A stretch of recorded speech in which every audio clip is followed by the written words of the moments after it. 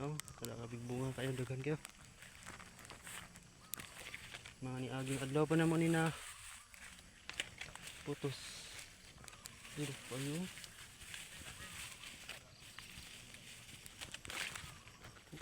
Service na po. Hi everyone, Luzon, Visayas, Mindanao at sa ibang bansa. Hello to all.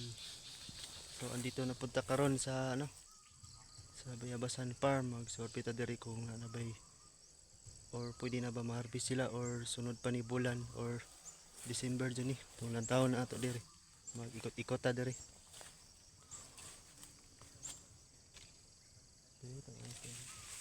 Kay kanimo guni mga bayabas diri, mga sunod adlaw pa ni ay kanang ni aging adlaw pa ni sa nabalot katong Lunes pa. Itong ning labay na Lunes. October 8. October 8 man ata ni sa na balot. Ba pagyud kulang pagyud. Pero dili ni sa kanang sabay-sabay o pagbalot ani. Nay uban na una, nay uban nagsunod. Kay bag-oro po ni na ano na isprehan mo nga dili sa sabay-sabay ang pagbunga. Nay uban mauna na mo kanang balot, nay napoy usahay maulahi. Dili magadungan sila kanang harvest ang mga bayabas diri.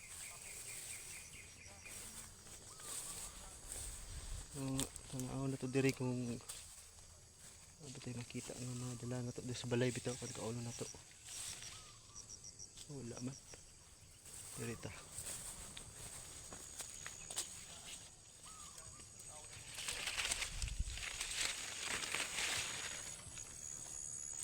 Nagsagol pa ang mga ano ni silupin. Bisaya lang kung gamit karon na kay dili kay kuhawd sa Tagalog. Unta ma-appreciate niyo tanan. Dili ta libot-libot diri. Ang gamit ng silupin ay isay pula, isay blue, puti.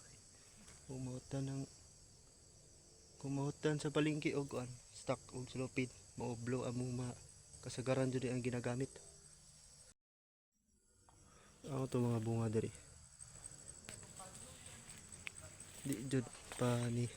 Dili pa siya pwede ma-harvest jud. Alanganin ani uban mga dagko na pero di pa ni sa alanganin pa kay di man sabay-sabay gug bunga tong dagko ang uban. Ito dako no. Ang sunod pa ni adlaw. Uban mga bunga pa.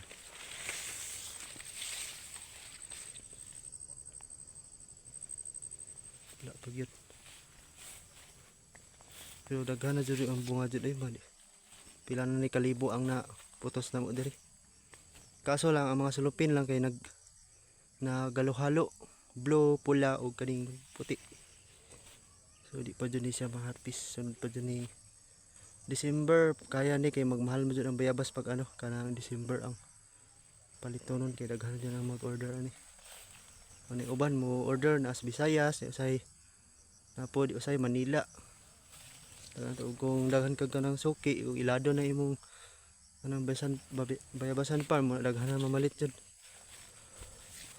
Daghan nang mangita simog ka ng mga bayar. Daghan na diri.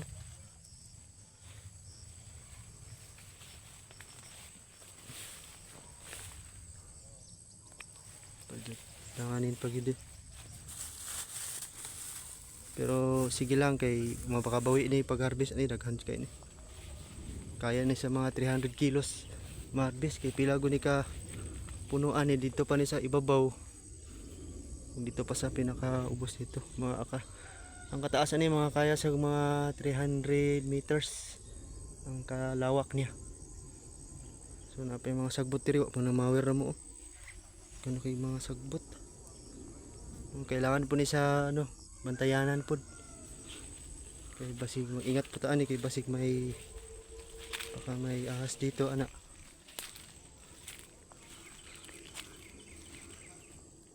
Bagura po ni naman na spray ni katurang kay inang buntag.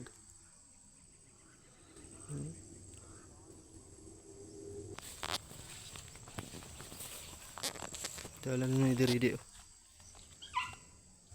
Tuy. Brown, brown.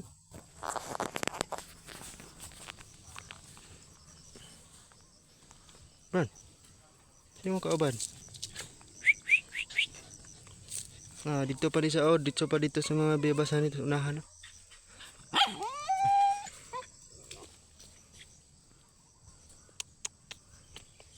No? Mga yung mga kauban diri, mga iro. Dito.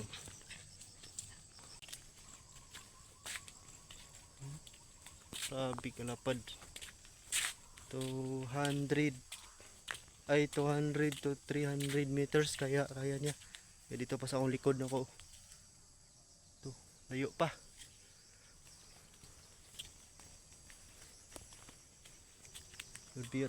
Libuti-buto na to diri kung pwede na ba sila nanabay pwede kay na may uban mamalit gud na sa eskwelahan ng uban mo order. Kay kasagaran maaboy mamalit ani. Eskwelahan order sa mga palengke daghan po mamalit. Yung libut-libuto na diri kay mga bunga daghan. Diri kay ta.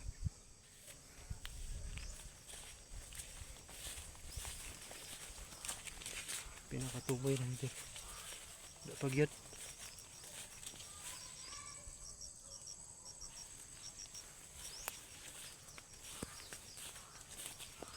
Next time pa jud siya ma-harvest.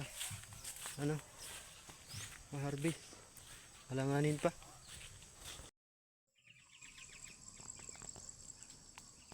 Sunod pa dyan sa adlaw.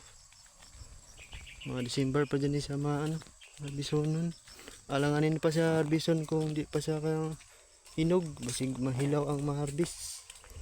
So December pa dyan sa expected. Basig matunong sa ako birthday.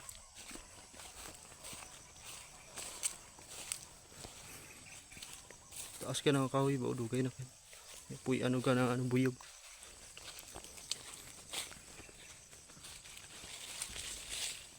Banda bab. Aduh. Dala bab.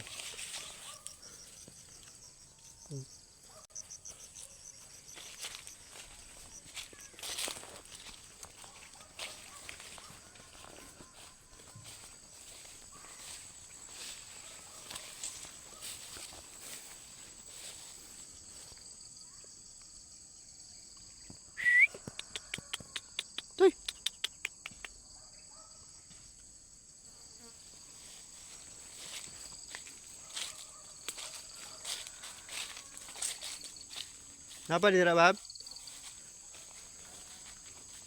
Pikas.